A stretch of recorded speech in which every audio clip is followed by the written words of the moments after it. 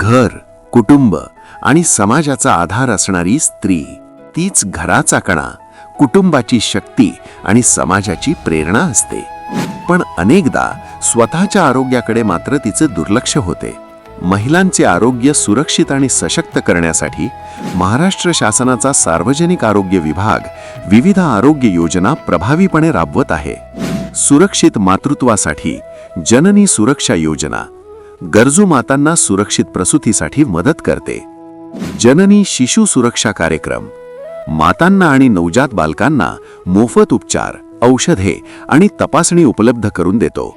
प्रधानमंत्री सुरक्षित मातृत्व अभियान गर्भवती महिलांची नियमित तपासणी करून आई आणि बाळाच्या आरोग्याची काळजी घेतो. सुरक्षित मातृत्व आश्वासन सुमन गर्भवती माता आणि नवजात बालकांना गुणवत्तापूर्ण आणि मोफत आरोग्य सेवा प्रदान करते. गरजू मातांसाठी मातृत्व अनुदान योजना गर्भवती महिलांना आर्थिक सहाय्य देते. तसेच प्रधानमंत्री मातृवंदना योजना गर्भवती आणि स्तनदा मातांना आर्थिक आधार देऊन पोषण आणि आरोग्य सुधारते. महिलांच्या आरोग्यासाठी विशेष सेवा म्हणून मेनोपॉज क्लिनिक सुरू करण्यात आले आहेत. महिलांसाठी मोफत आरोग्य तपासणी, प्रयोगशाळा तपासणी, समुपदेशन आणि उपचार सेवा उपलब्ध आहेत. किशोरवयीन मुलींच्या आरोग्य आणि जागरूकतेसाठी राष्ट्रीय किशोर स्वास्थ्य कार्यक्रम RKSK आरोग्य मार्गदर्शन आणि मासिक पाळी स्वच्छताविषयी समुपदेशन सेवा देतो.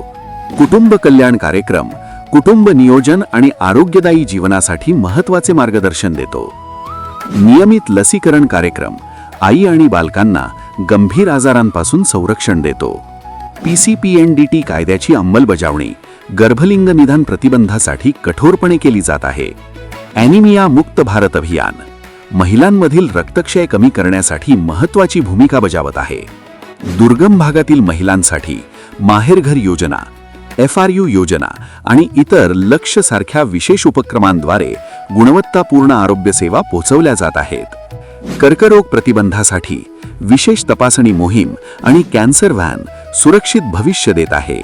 महिला निरोगी तर कुटुंब निरोगी, कुटुंब निरोगी तर समाज निरोगी आणि निरोगी महिला म्हणजेच सशक्त महाराष्ट्र. सार्वजनिक आरोग्य विभाग, महाराष्ट्र शासन.